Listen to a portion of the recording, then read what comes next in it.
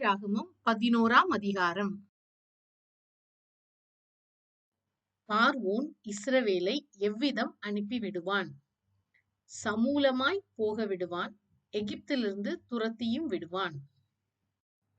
இஸ்ரவேலர் அயலானிடத்தில் எதை கேட்கும்படி கர்த்தர் சொன்னார்? வெள்ளி உடைமைகளையும் பொன் உடைமைகளையும். மோசே எகிப்து தேசத்தில் எப்படிப்பட்டவனாய் இருந்தான்?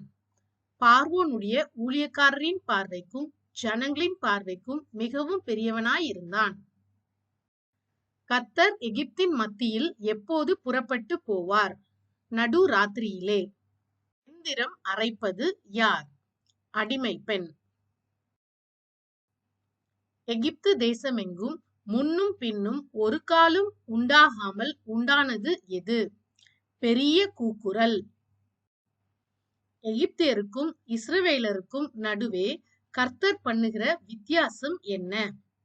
இஸ்ரவேல் புத்திரர் அனைவருக்குள்ளும் மனிதர் முதல் மிருக ஜீவன்கள் வரைக்கும் ஒரு நாயாகிலும் தன் நாவை அசைப்பதில்லை.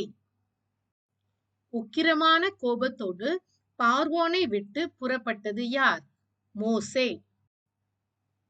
ஏன் பார்வோன் மோசேக்கு செவி கொடுக்கவில்லை?